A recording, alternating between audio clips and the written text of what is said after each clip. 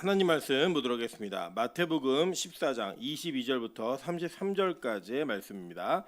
마태복음 14장 22절부터 33절까지의 말씀, 저와 여러분이 한 절씩 교독하고 마지막 절은 합독하도록 하겠습니다. 교독합니다. 예수께서 즉시 제자들을 재촉하사 자기가 무리를 보내는 동안에 배를 타고 앞서 건너편으로 가게 하시고, 무리를 보내신 후에 기도하러 따로 산에 올라가시니라.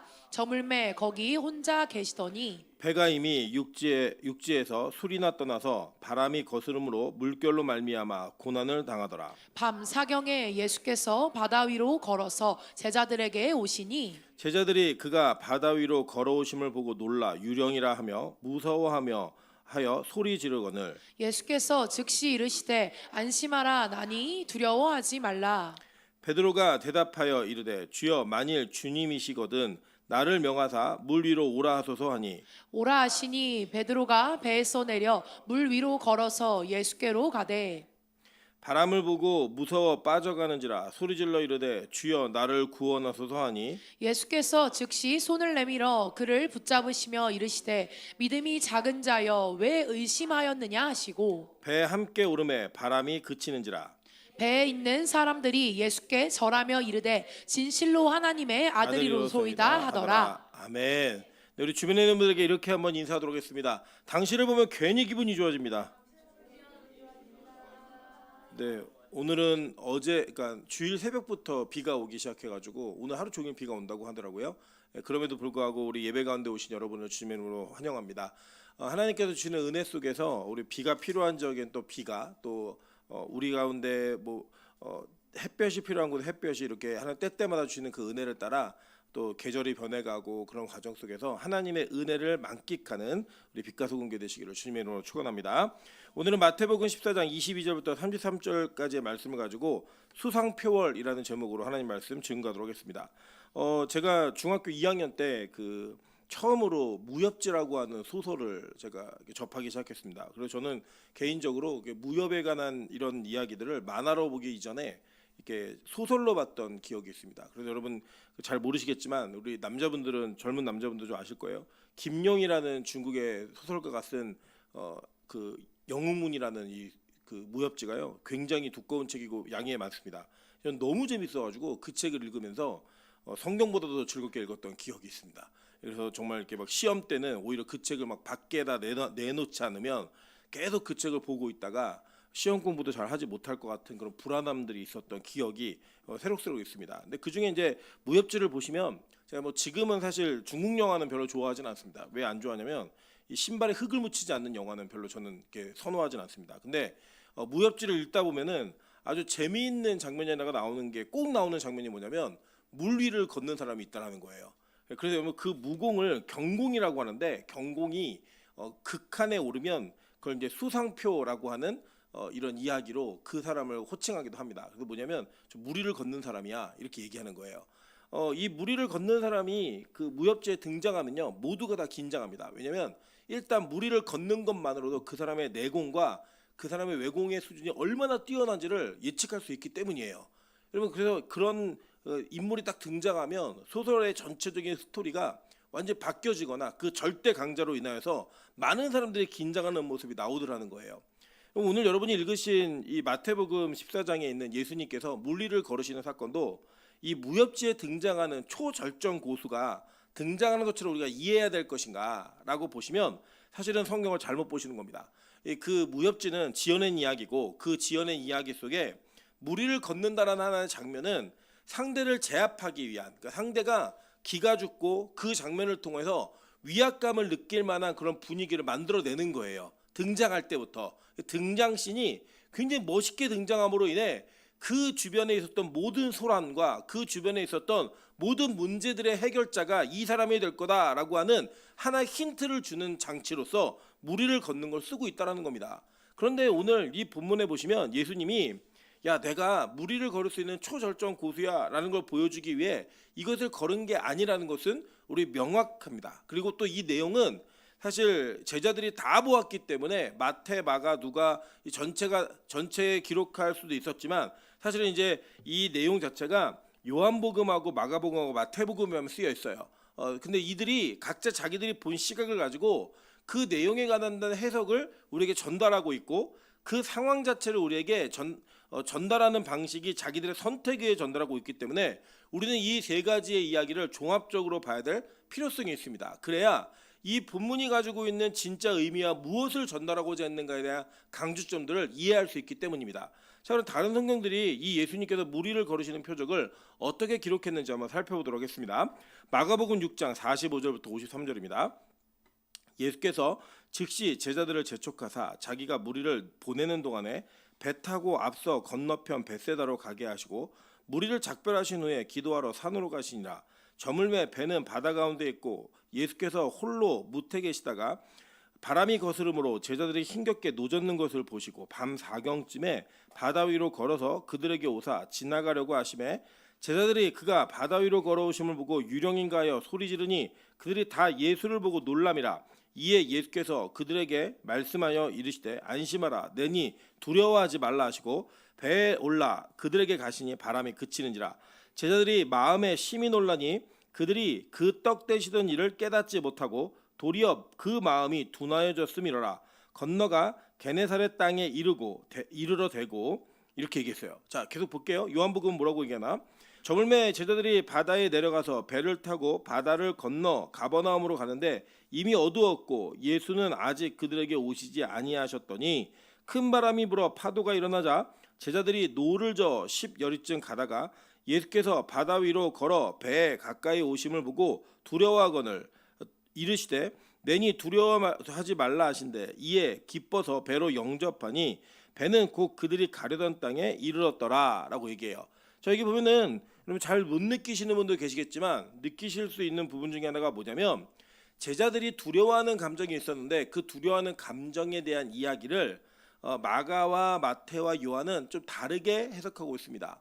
보시면 뭐라고 얘기하냐면 자, 여기에 지금 제자들이 바람을 거스림으로 노를 열심히 지고 있었죠. 그러니까 어떤 장면을 상상하시면 되냐면 여러분 에스컬레이터 거꾸로 올라가 보신 적 있으십니까?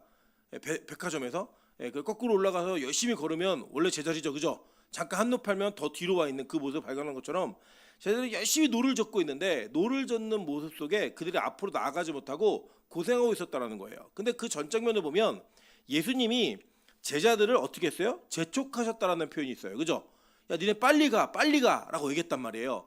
빨리 가라고 예수님이 재촉하셨는데 그 예수님이 재촉하신 길을 가다 보니까 풍랑을 만났고 그 풍랑은 아무리 열심히 노력을 해도 무언가를 얻지 못하는 그런 상황을 묘사하는 것처럼 우리에게 보여지고 있습니다. 근데 그 상황 속에서 지금 이제 마태복음과 요한복음 다 성경을 살펴보시면 어떤 성경은 그 풍랑으로 인해 제자들이 두려웠다라고 얘기를 하고요. 어떤 성경은 예수님을 보고 두려웠다라고 얘기해요. 왜냐면 유령인 줄 알고. 여러분 얼마나 겁이 나겠어요. 우리가 집안에서 밤에 혼자 화장실에 있다가도 누가 확 들어오면 엄청 무서워하잖아요. 그 무서워하고 두려워하는데 제가 이제 가끔씩 저도 이제 놀라는 게 뭐냐면 우리 교회가 이제 오픈 새벽 기도를 하면 제가 꼭 여러분 몸이 아프지 않는 이상은 안수 기도를 우리 성도들에게 합니다. 근데 몇몇 분들은 제가 안수 기도하려고 가까이 가면 깜짝 놀라시는 분이 계세요. 특별히 박명희 선생님 자주 놀라시는데 권사님이 놀라시는 건 저도 놀래요. 저도. 예, 당연히 안수 기도 하러 목사가 온다는 거 알면서도 깜짝 놀라는 게 우리인데 그럼 밤에 이게 우리 여기 뭐 4경쯤이라고 얘기하잖아요. 그럼 이게 새벽 3시에서 6시 사이예요. 그러니까 아주 그 칠흑 같은 암흑이겠죠.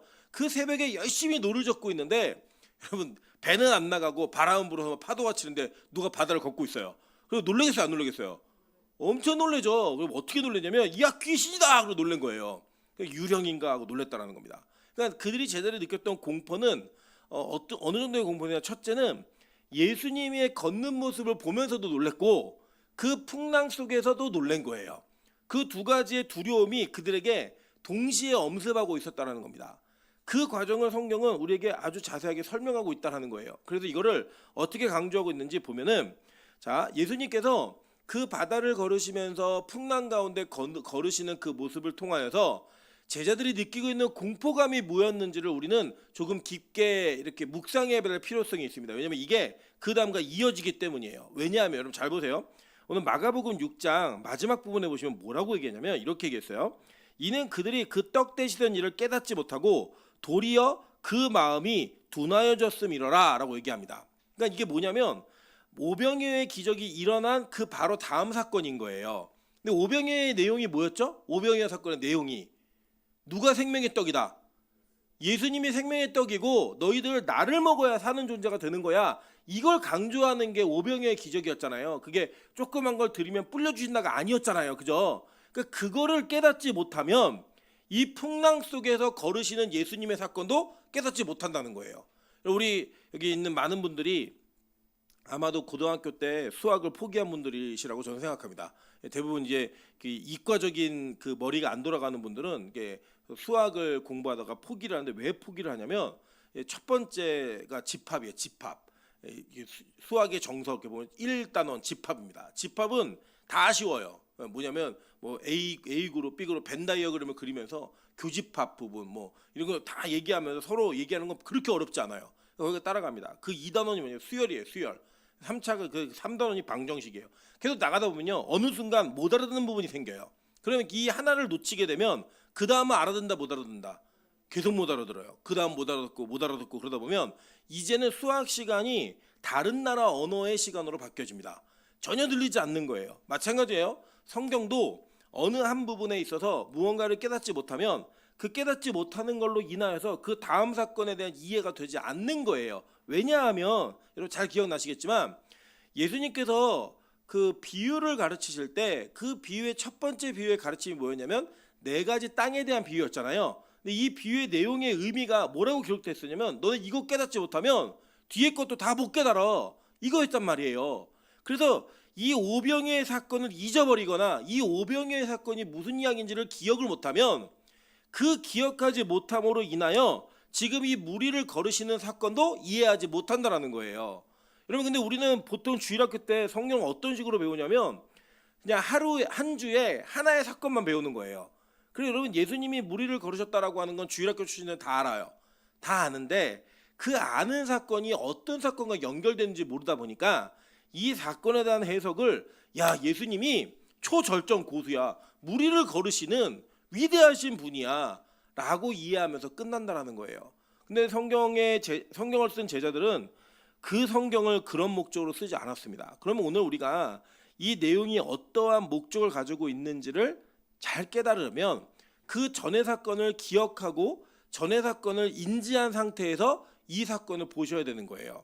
그러면 그 뒤에 있는 사건이 이해가 될 수 있다는 것을 성경은 얘기하고 있다는 겁니다. 먼저 제가 힌트를 드리면 이런 거예요. 여러분 성경은 저는 그렇게 믿습니다. 물론 안 믿는 분들도 이렇게 안 믿는 분들도 계시지만 저는 구약과 신약 모든 성경이 다 예수 그리스도를 얘기하고 있다고 믿습니다.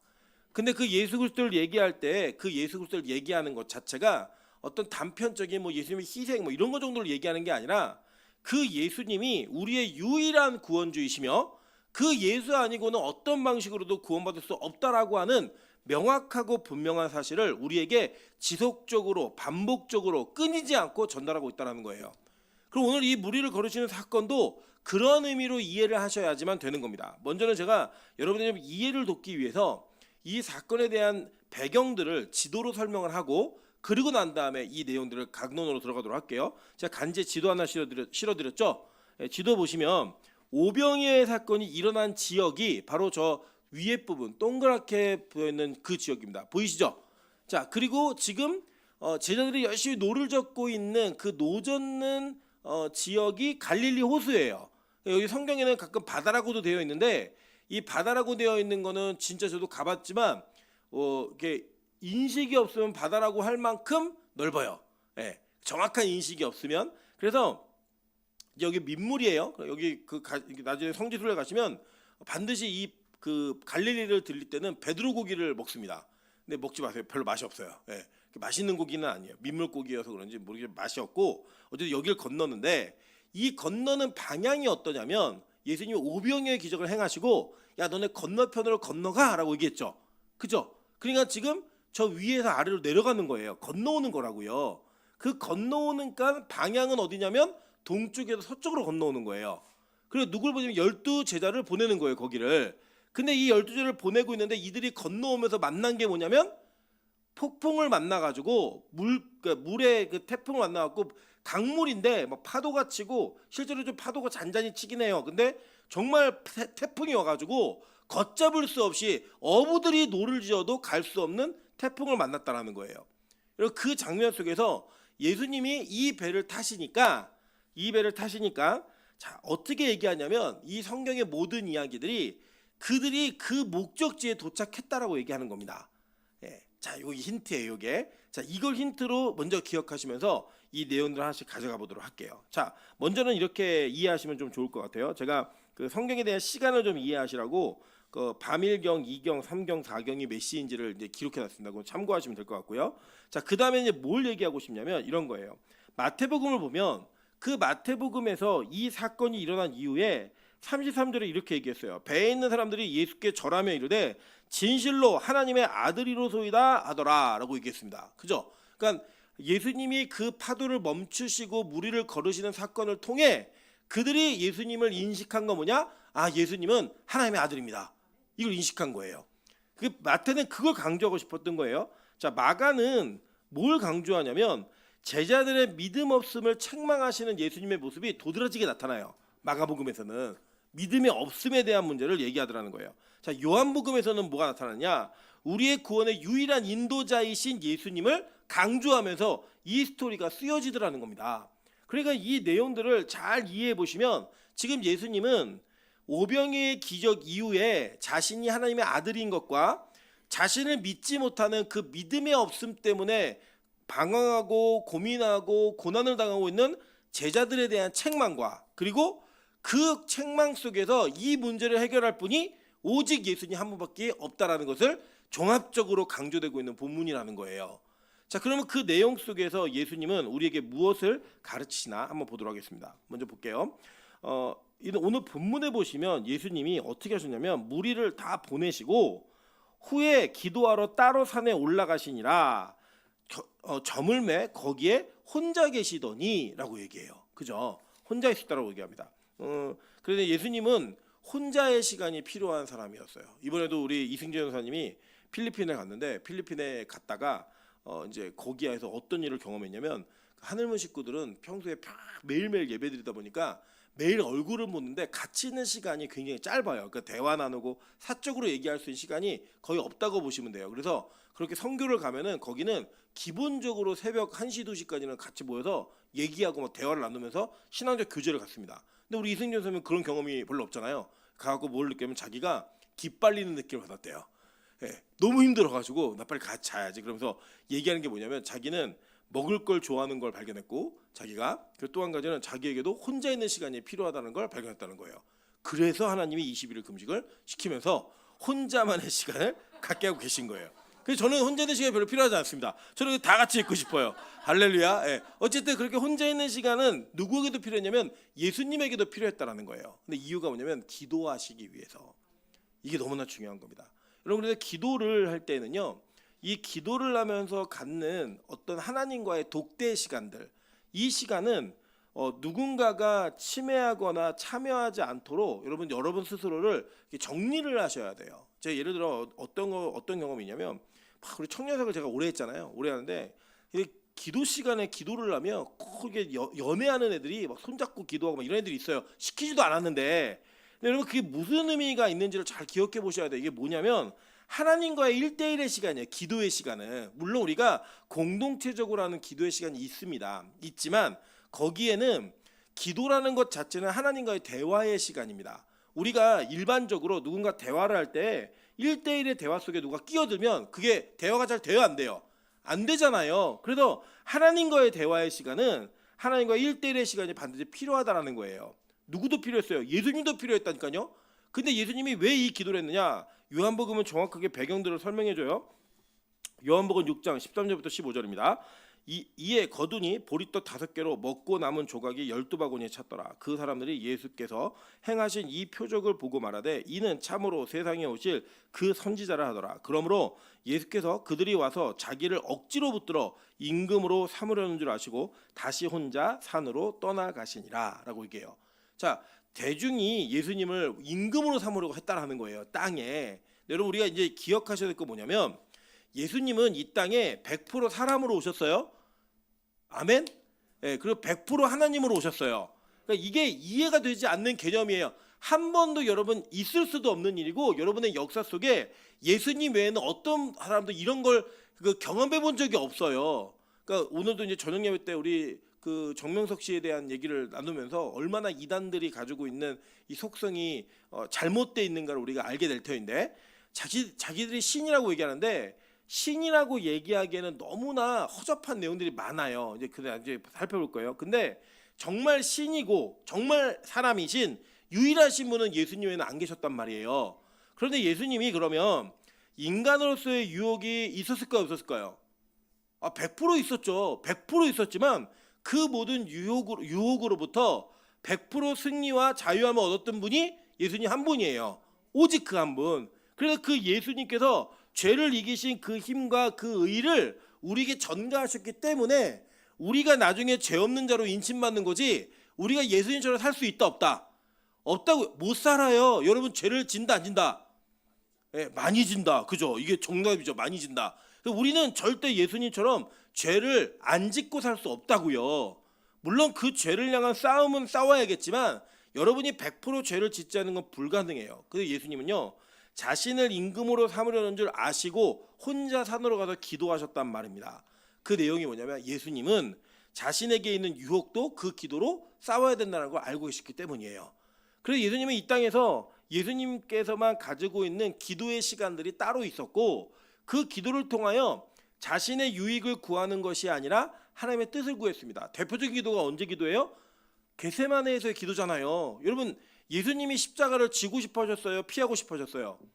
성경은 100% 피하고 싶어 하셨다고 얘기해요. 그런데 그 피하는 게 단지 십자가에 당하는 육체적 고통 자체가 힘들어서가 아니라 하나님과의 단절 그리고 그 죄를 대신하고 죽는 죽음의 고통이 얼마나 큰지를 알았기 때문에 그렇게 기도하신 거예요. 그런데 예수님의 마지막 기도의 마무리 뭐였어요? 그러나 내 뜻대로 마시고 아버지의 뜻대로 해달라고 얘기하면서 그 자신이 십자가의 잔을 피하고 싶은 유혹을 하나님께 기도하면서 이겨내신 거예요. 여러분 그래서 우리가 막 믿음, 용기 막 이런 거를 다 덤벼 어떤 것도 와봐 다 이길 수 있어 이렇게 얘기하는 걸 믿음처럼 생각하지만 저는 그렇게 생각하지 않습니다. 성경은요 믿음이라고 하는 것은 우리가 시시각각 느끼는 공포와 어려움의 상황들을 주님 앞에 맡기면서 벌벌 떨면서 한 걸음 걷는 게 전 믿음이라고 생각해요. 그래서 전 그게 용기라고 생각합니다. 왜냐하면 우리가 우리 힘으로 무언가를 이겨낼 수 있다라고 하는 것은 상대가 우리보다 약하다고 생각하기 때문이죠. 우리보다 강한 적들을 이기기 위해서는요 주님을 의지해서 떨면서 걷는 그 걸음이 필요하다라는 거예요. 여러분 그래서 성경은 그것을 믿음이라고 얘기하는 겁니다. 예수님이 그 본을 보이셨다라는 거예요. 그래서 볼게요. 마가복음 6장 39절부터 40절도 이렇게 얘기했어요. 예수께서 즉시 제자들을 재촉하사 자기가 무리를 보내는 동안에 배 타고 앞서 건너편 벳세다로 가게 하시고 무리를 작별하신 후에 기도하러 산으로 가시니라. 제자들까지도 분리시켜서 예수님의 기도 시간을 가졌다라는 거예요. 누가복음 22장 39절부터 40절 보면요 이렇게 얘기해요. 예수께서 나가사 습관을 따라 감람산에 가심에 제자들도 따라갔더니 그곳에 이르러 그들에게 이르시되 자 다 같이 읽겠습니다. 시작. 유혹에 빠지지 않게 기도하라 하시고. 그러니까 기도하지 않으면 유혹을 이길 수 있다 없다? 없다라는 거예요. 그러니까 여러분 기도의 시간은 우리가 하나님에게 뭘 요구하는 시간이 아니에요. 사실은 보통 기도를 이해하실 때 샤머니즘적 그 요소를 너무 많이 갖고 들어와서 기도는 물론 요구도 할 수 있죠. 하나님과 대화할 시간이니까 하나님 나 이거 필요해요. 저가 필요해요. 근데 그런 거 주로 구하지 말라 그랬어요. 왜냐 그 기도는 이방인이 하는 기도를 해요. 그러면 우리 기도 왜 안 해도 되느냐? 하나님이 너의 필요를 이미 아신다는 거예요. 그거 갖고 굳이 매달리지 말라는 거예요. 그러면서 하는 얘기가 뭐냐면 기도를 할 때 예수님이 제자들에게 야 니들 기도해. 근데 이 기도를 해야지 유혹에 빠지지 않을 수 있어 라고 가르치신 거예요. 그러니까 기도의 대부분의 내용은 뭐 때문에 하는 기도예요? 죄의 문제와 싸우기 위해 기도하는 거예요. 근데 우리는 대부분 어떤 기도하죠? 이제 곧 여러분 이제 각 교회마다 플랜카드가 붙을 겁니다. 수능 100일 기도 나올 거예요. 잘 보세요. 이제 뭐 100일 기도하면서 그거 안 하면 청소년을 사랑하지 않는 것처럼 이해하는 부모들이 너무나 많아요. 근데 여러분 그 기도는 대부분 무슨 내용이에요? 시험 잘 보게 해달라는 기도 아니에요. 점수 잘 나오게 해달라고. 여러분 그런 기도는 아주 그 수준 낮은 기도입니다. 진짜로. 여러분 공부는 어떻게 성적이 나오냐면 지가 한 만큼 나오는 거지 기도한다고 더 많이 맞는 게 아니에요. 차라리 그냥 하나님 우리 아들은 공부를 너무 안 했으니 밀려 쓰게 해주세요. 더 많이 맞을 수도 있잖아요. 그 기도하는 게 더 현실적일 수도 있다는 거예요. 근데 이 내용을 보면 성경은 우리에게 기도의 목적이 뭐냐, 유혹으로부터 그 유혹으로부터 승리할 수 있고 자유할 수 있게 하기 위해서 기도하라고 얘기한 거예요. 우리의 기도 시간에 대부분 어디다 써야 되는 거예요? 싸우는 데 사용하는 거예요. 기도는 누구와 싸워요? 나하고 싸우는 거, 나하고. 나랑 싸우는 시간으로 그 기도의 시간을 이용하는 겁니다. 그래서 여러분 기도의 양이 부족하면 나의 주변에 그 죄를 짓기 위한 죄에 대한 유혹이 점점 더 커지고 그 힘이 세져요. 이유가 뭐냐? 내가 기도하지 않기 때문이에요. 그래서 예수님도 기도하셨는데 우리가 무슨 수로 기도하지 않고 이겨내요? 그럼 뭐 기도 안 하는데 나 요새 영적으로 충만해? 새빨간 거짓말입니다. 그 예수님 하세요. 그러면 차라리 본인이 기도 생활이 없는데, 그러니까 그 기도 생활이 너무나 중요하다는 겁니다. 근데 우리가 보시면 혼자 기도한다라고 하는 것을 마치 여러분 공동체와 분리되는 것처럼 이해하시지 말고요. 여러분과 하나님이 기도하는 그 시간을 독립적으로 가질 수 있는 그런 영역이 있어야 되는 거예요. 그러니까 예를 들어 우리가 통성 기도하더라도 여러분의 기도 시간이 하나님과 1대1의 기도 시간이어야 한다고요. 그런 기도의 시간은 좀 확보되어져서 기도가 흘러 넘치는 우리 빛과 공개가 되기를 주님의 이름으로 축원합니다. 자, 그러면서 예수님이 가라고 했는데 태풍을 만나죠, 그죠? 자, 이게 진짜 웃긴 거예요. 마가복음 아까 우리 읽은 구절인데 마가복음 6장 47절입니다. 저물매 배는 바다 가운데 있고 예수께서는 홀로 무태 계시다가 바람이 거스름으로 제자들이 힘겹게 노젓는 것을 보시고 밤 4경쯤에 바다 위로 걸어서 그들에게 오사 지나가려고 하시매라고 얘기했어요. 자, 힘겹게 노젓는데 이 노를 젓는 모습 속에 나아가지 못하는, 문제가 해결되지 못하는 일들이 있더라는 거예요. 여러분 우리가 보통 우리는 그렇게 얘기하지 않습니까? 어떤 일을 기도하면서 하면 순탄하게 모든 게 잘 되면 이거는 기도했기 때문에 하나님 기뻐하시는 일이야, 이런 생각이 우리에게 있죠. 반대로 내가 뭘 기도하고 결정했는데 그게 잘 안 되면 우리는 어떤 마음을 갖냐면 야, 이거 하나님이 안 기뻐하시나 보네, 이런 생각을 보통 가져요. 그죠? 근데 여러분 이것도 되게 기복적인 생각입니다.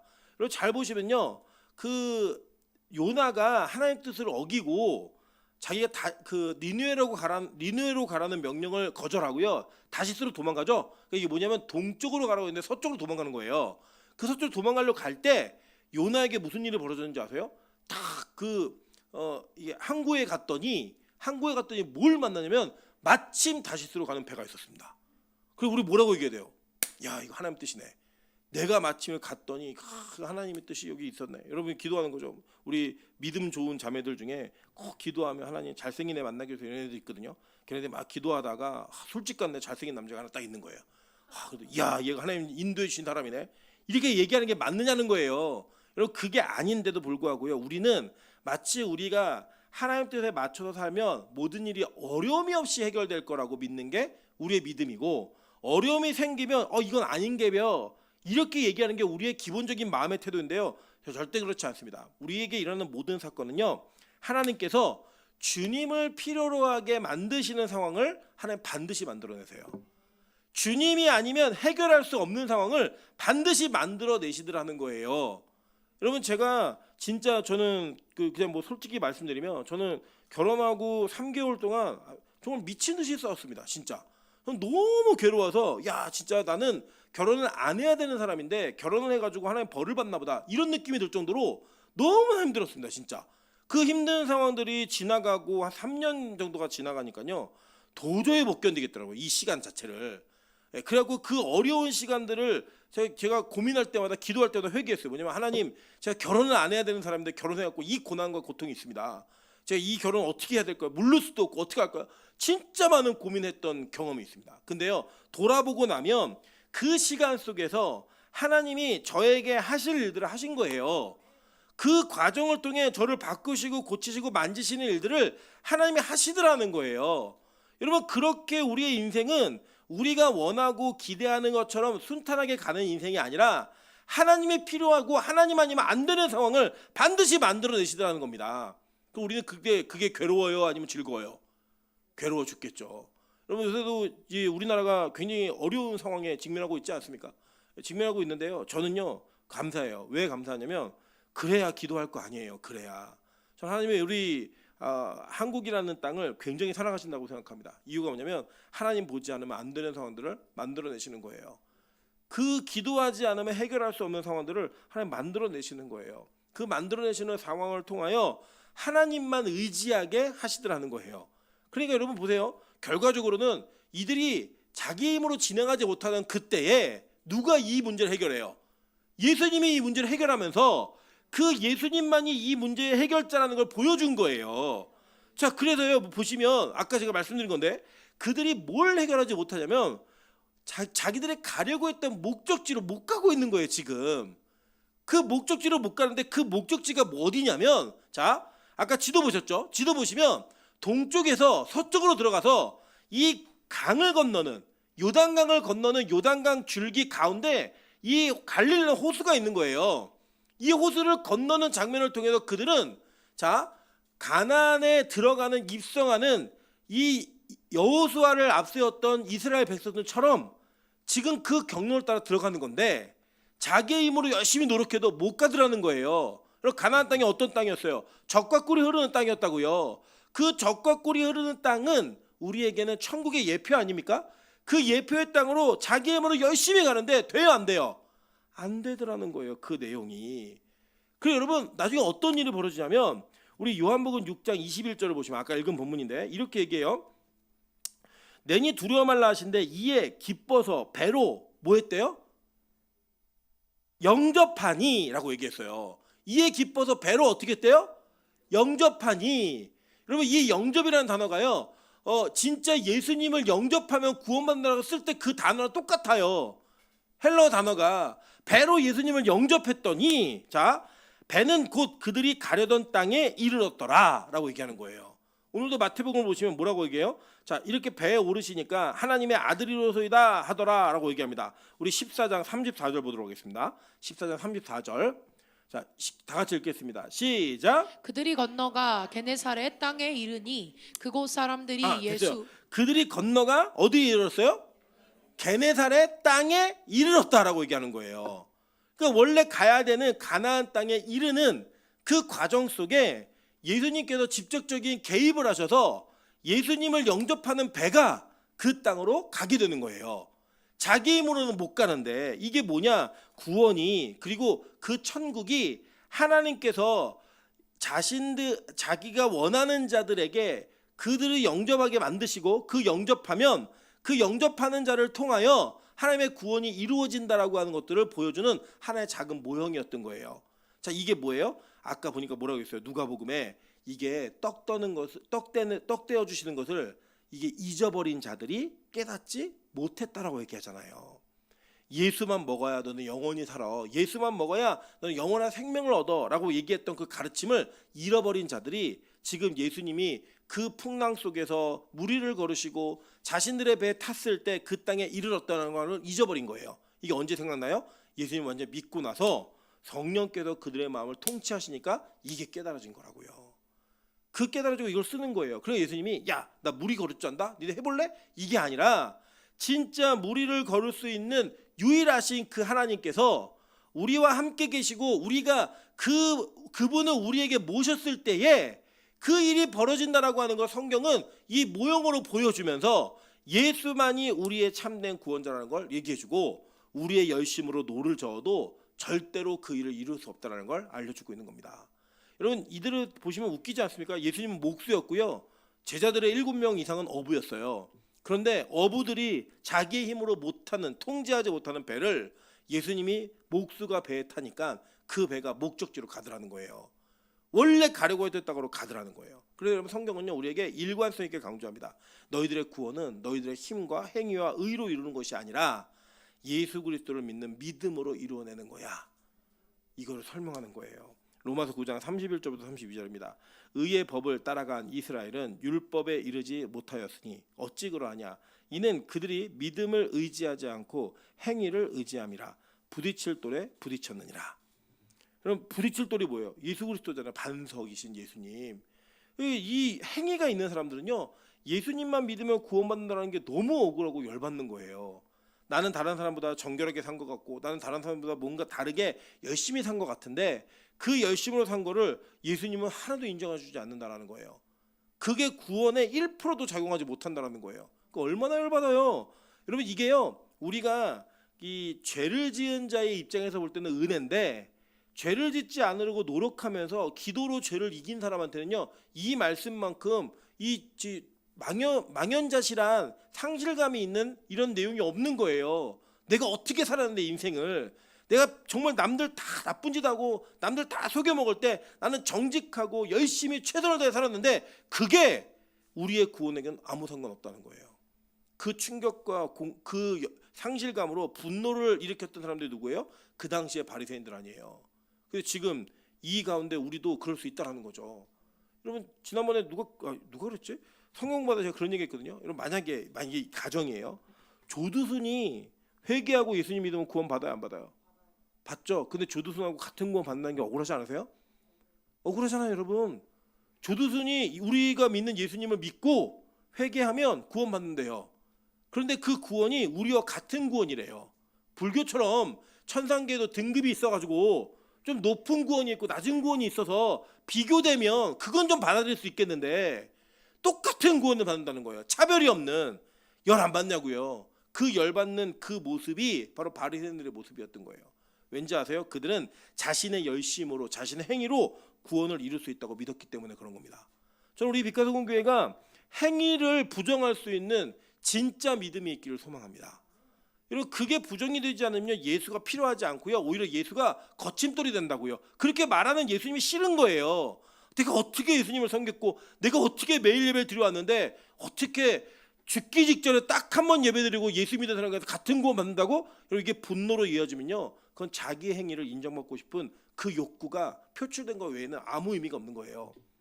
계속 볼게요. 갈라디아서 2장 16절에 이렇게 얘기합니다. 다 같이 한번 읽어보겠습니다. 시작. 사람이 의롭게 되는 것은 율법의 행위로 말미암음이 아니요 오직 예수 그리스도를 믿음으로 말미암는 줄 알므로 우리도 그리스도 예수를 믿나니 이는 우리가 율법의 행위로서가 아니고 그리스도를 믿음으로써 의롭다함을 얻으려 함이라.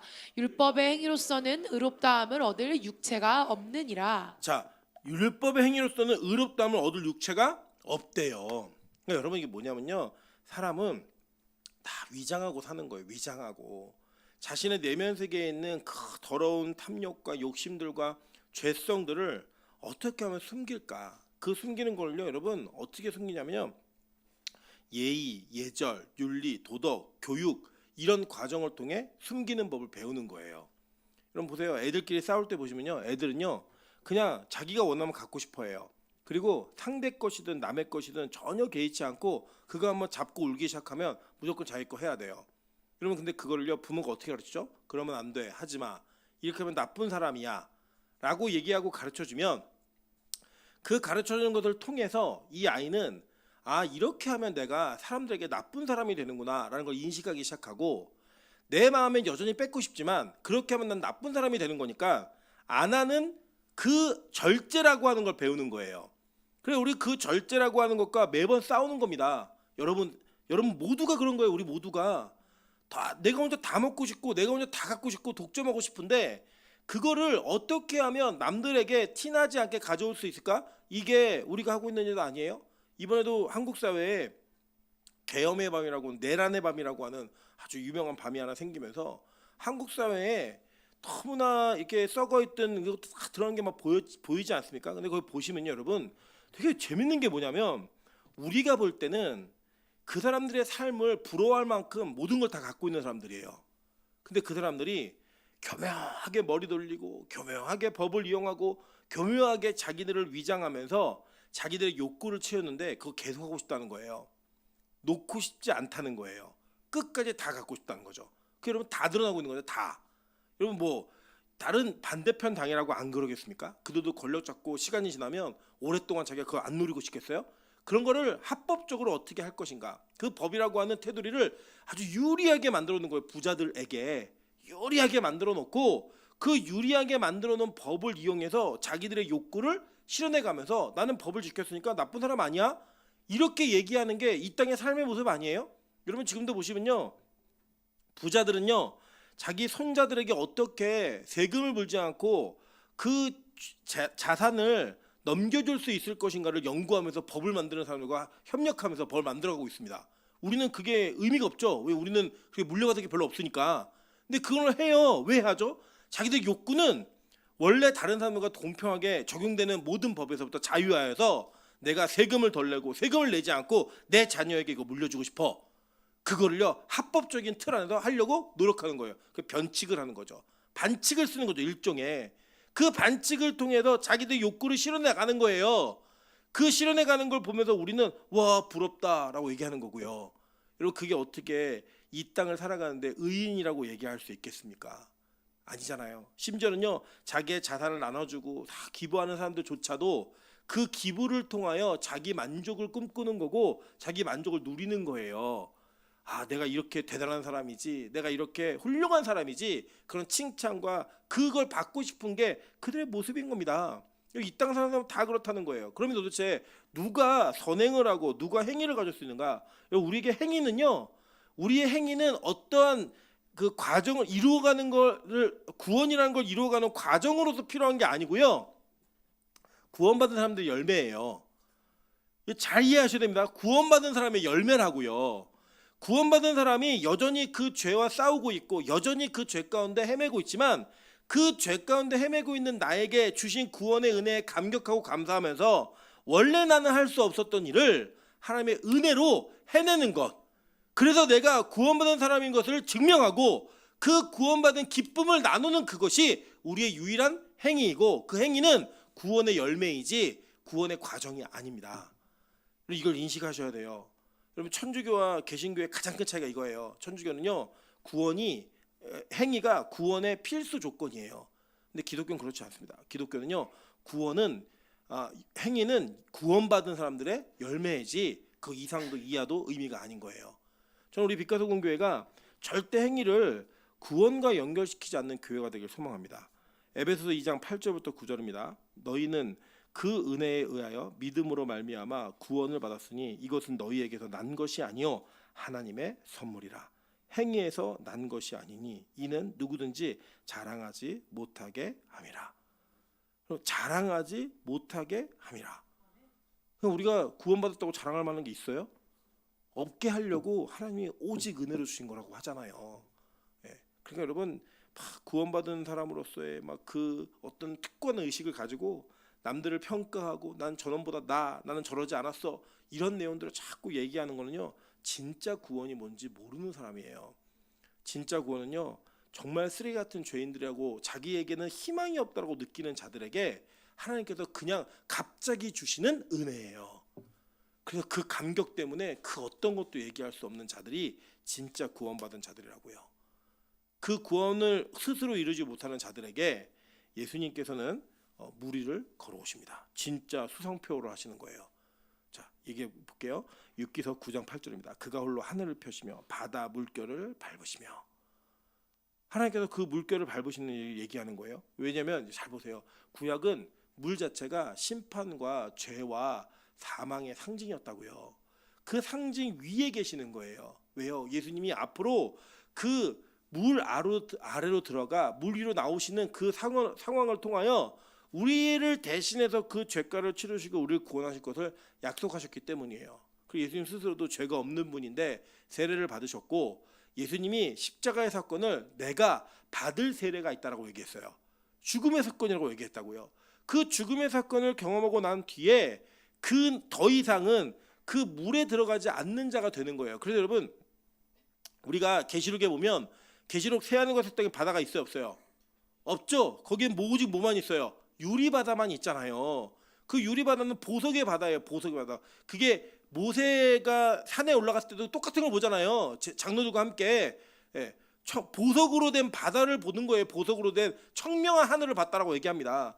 그런 모습처럼 우리가 이 땅에서 우리의 삶은 그 물에 빠지면 살아날 수 없는 자들인데, 그 물 위를 걷게 하시는 하나님의 은혜로 말미암아 우리가 그 물의 심판, 죄의 심판으로부터 자유한 자들이 된다라고 하는 걸 오늘 성경은 하나의 이미지로 보여주는 겁니다. 베드로가 얘기를 하죠. 주님이시면 저보고 오라고 하세요. 우리가 가요. 가다가 얼마나 신기했겠어요. 한번 생각해보면 무리를 걷는다는데, 저는 나중에 처음 가면 꼭 해보고 싶은 게 무리를 걷는 거예요. 한번 물 막 뛰어다니면서 그 무리를 걸으면서 얼마나 신기했겠습니까? 근데 베드로가 뭐가 보인 거예요? 바다를 갑자기 봤더니 너무 무서운 거예요. 제가 이 공포감을 비슷하게 한번 느껴본 적이 있는데, 예전에 제가 저 여동생과 사촌 동생 둘하고 그 스킨스쿠버를 한번 간 적이 있습니다. 갔는데 이제 스킨스쿠버를 갖고 이게 내려가야 되는데 제 여동생이 너무 겁이 많아서 못 내려오니까 필리핀 사람들이 한국말 하더라고요. 괜찮나 천천히 막 이러면서 얘기하더라고요. 막. 근데 저는 먼저 내려간 거예요. 그랬더니 그 아저씨가 밑에 내려가 갖고 여기 혼자 있으래요. 그러면서 바위 하나를 소개해 주면서 이 바위를 잡고 있으라는 거예요. 물결이 좀 있으니까 그 바위를 잡고 제 여동생을 데리러 올라갔어요. 이 아저씨가. 그러니까 저 혼자 남아 있는 거죠. 그 물 아래에 남아 있는데 처음에는 막 물고기가 막 너무 신나는 거예요. 막 빵 조각 하나 주어졌는데 빵 조각을 이렇게 쥐고 있으니까 물고기 막 수백 마리가 그 빵 조각을 먹어보려고 막 저를 둘러싸가지고 막 오니까 너무 신기하고 재밌는 거예요. 근데 이 빵 조각을 다 풀고 났는데 제 동생이 못 내려오고 있는 거예요. 계속. 이 빵 조각이 다 없어졌습니다. 그러니까 물고기가 이제 얘는 볼일 끝났네요. 다 가는 거예요. 예, 다 떡금을 떨어졌고 다 먹고 떨어진 거예요. 떨어졌더니 제가 갑자기 그때 해변 쪽이 아니라 반대쪽 바다를 보는데요. 바다가 시커먼 거예요. 반대쪽에 먼 쪽이. 그때부터 갑자기 공포심이 밀려오기 시작하는데 저쪽에서 뭐가 올 것 같은 두려움. 그 공포감이 너무 심하니까 제 호흡이 가빠지는 거예요. 막 하는데 이게 그 스킨스쿠버 장비를 했으니까 뭐 올라갈 거 아니에요. 거품이. 그 거품이 너무 많아져가지고 앞이 보이지 않을 정도로 이게 막 거품이 올라오는 거예요. 그래서 제가 고민했습니다. 올라갈까? 올라가면 제 사촌들이 저 놀릴 것 같은 거예요. 쫄아서 올라왔다고. 그래서 제가 버티면서 버텨야 돼. 지금 올라가면 창피거려야 될 거야. 그러면서 호흡을 하면서 다시 해변 쪽을 보면서 해변 쪽이 이렇게 보이니까 제가 숨을 이게 한 3, 4분을 고르는데 그 시간이 저에게는 너무나 긴 시간처럼 느껴졌어요. 저는 그 바다의 공포가 뭔 줄 알아요. 베드로는 풍랑이 있는 그 바다에서 호수죠. 갈릴리 호수에서 그 공포감을 느낀 거예요. 그러니까 그가 어떻게 돼요? 물속으로 다시 빠져들기 시작합니다. 그게 우리 인간이라고요. 그게 예수를 믿는다라고 하는 자들의 모습인 거예요. 베드로가 얼마나 용감했어요. 주님이시면 저를 걷게 하세요. 저 걸을 수 있습니다. 그래서 거기를 걷는데 걸어가다가 환경을 보니까 다시 물에 빠지는 거예요. 그때 베드로가 뭐라는 줄 아세요? 전 너무 신기한 게 이게 어부인데 수영을 못해요. 살려주세요. 살려서 하는 거예요. 거기서 그 공포감으로 인해 그때 예수님이 오셔서 그의 손을 잡아서 빼내시는 거예요. 뭐예요? 아무리 우리가 믿음 있는 척하고 그 믿음이 있다 한들 계속되어지는 예수님과의 손잡음이 없으면 우리 다 무너집니다. 여러분, 그래서 뭐 믿음 있는 분들이 뭐 교회 몇 달 안 나도 괜찮다 그냥 말도 하지 마세요. 그런 얘기는 우리가 해봤잖아요. 코로나 때 우리가 아무리 믿음 있는 것 같아도 우리가 집에서 예배드리면 잘 되든가요? 안 돼요. 왜 현장 예배가 필요하냐? 뭐 교회 유지를 위해서 그런 얘기 아니고요. 나를 위해서 필요해요. 내가 그 장면이 아니면 현장이 아니면 예배에 집중할 수 없고 예수님을 만나는 게 일어날 수가 없어요. 진짜 우리가 반드시 그 하나님 은혜 가운데 나아가야 된다는 거예요. 오늘도 제가 너무 감사했던 건 우리 이제 동아 형제가 이 세례 교육을 받고 있거든요. 세례 교육을 받고 있는데 동아 형제가 몸이 좀 안 좋아요. 안 좋은데 자기가 계속은 못 했을 것 같은데 일부 예배라도 드리고 싶다는 거예요.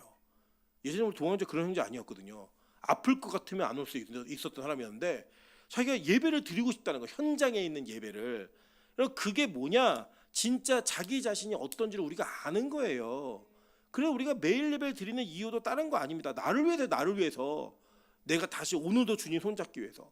그때 여러분 그 손잡을 때 예수님이 나타나셔도 저는 너무 멋있어요. 이게 유력이다 뭐 놀랐는데 내니 두려워하지 말라.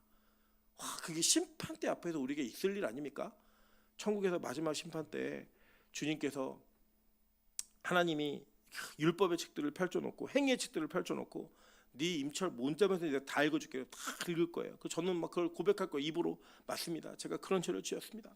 막 얘기해서 제가 그 죄의 목록이 너무나 길게 나오는 그 리스트가 점점점 길어지고 이제 끝날 때가 됐는데 야 아직 3분의 1도 안 했어. 이런 얘기가 나올 때 느끼는 공포감. 야 난 지옥에 확정되어 있는 사람이구나. 나는 지옥에 갈 수밖에 없는 사람이구나 라고 느끼는 절망감이 있을 때 누군가 제 손을 싹 잡아주시는 거죠. 그러면서 그분이 얘기하는 거예요. 내니 두려워하지 말라. 봤더니 마귀야. 그럼 어떻게 해요? 끝나는 거죠. 그거는. 봤더니 예수님이 내 손을 탁 잡고 있을 때 그때 그 절망과 공포와 두려움과 사망이라고 하는 공포 속에서 회복을 얻고 사심을 얻고 은혜를 얻는 그 영광의 장면을 베드로는 이미 한번 예고편으로 경험하게 된 거예요. 그리고 우리는 그 예고편을 보면서 마지막 때 우리의 구원이 어떻게 이루어질 줄 우리가 기대하며 느낄 수 있는 거죠. 물에 빠져서 죽어가는 자에게 내민 손, 그리고 다시 그를 일으켜서 배로 데리고 들어가는 예수님. 그 장면이 지금 오늘 저와 여러분이 이 시간 오늘 경험해야 될 그 장면인 거예요. 결국 그렇게 예수님 배에 타니까요, 가려던 땅으로 가게 되는 겁니다. 여러분, 저는 이 땅을 우리가 그렇게 살았으면 좋겠습니다. 히브리서 11장 13절부터 16절입니다. 이 사람들은 다 믿음을 따라 죽었으며 약속을 받지 못하였을 때 그것들을 멀리서 보고 환영하며 또 땅에서는 외국인과 나그네임을 증언하였으니 그들이 이같이 말하는 것은 자기들이 본향 찾는 자임을 나타내미라. 그들이 나온 바 본향을 생각하였더라면 돌아갈 기회가 있었으려니와 그들이 이제는 더 나은 본향을 사모하니 곧 하늘에 있는 것이라. 이러므로 하나님이 그들의 하나님이라 일컬음을 받으심을 부끄러워하지 아니하시고 그들을 위하여 한 성을 예비하셨느니라. 우리가 갈 본향이 저 위에 있어요. 그 본향이 지금 막 오고 있고 이미 우리 안에 있어요. 그래서 우리가 이 땅을 살아가면서 이 세상에 연연하거나 집착하지 않는 거예요. 여러분, 그래서요, 아브라함은 평생 뭐하고 살았냐면 평생 천막 치고 살았습니다. 평생 텐트 치고 살았어요. 여러분, 그리스도인이 그렇게 살아라 이게 아니고요, 아브라함의 행위를 통해서 우리가 어떤 마음으로 이 땅을 살아야 되는지를 정확히 아셔야 되는 거예요. 혹시 여러분 뭐 집 하나 얻는 거, 집 하나 그것 때문에 안도하고 불안해하고 그러셨습니까? 여러분, 여기 아브라함은요, 그 많은 자산을 가지고도 뭐하고 살았어요? 천막 치고 살았다고요. 이유는 단 하나, 여기가 원래 하나님이 약속한 그 땅의 실체가 아니야. 우리가 갈 땅은 따로 있어. 그걸 알았기 때문에. 여러분, 그 일 때문에 슬퍼하고 힘들어하세요? 환경 때문에? 여러분, 믿음 있으세요. 믿음이 있으셔야 돼요. 믿음이 적은 자. 그러니까 너무 감사한 건 예수님이 믿음 없는 자 이렇게 얘기 안 하고 믿음이 적은 자요 얘기했거든요. 믿음이 적은 자들에게 오늘 권면합니다. 여러분, 우리가 가야 될 본향은, 우리가 얻어야 될 땅은 이 땅이 아니라 하늘의 땅이에요. 그 믿음에 가는 거예요.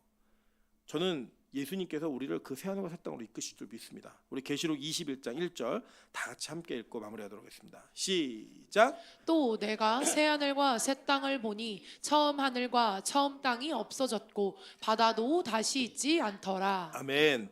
그렇게 심판이 없고 사망이 없고 죽음이 없는 새 하늘과 새 땅의 주인공 되시기를 주님의 이름으로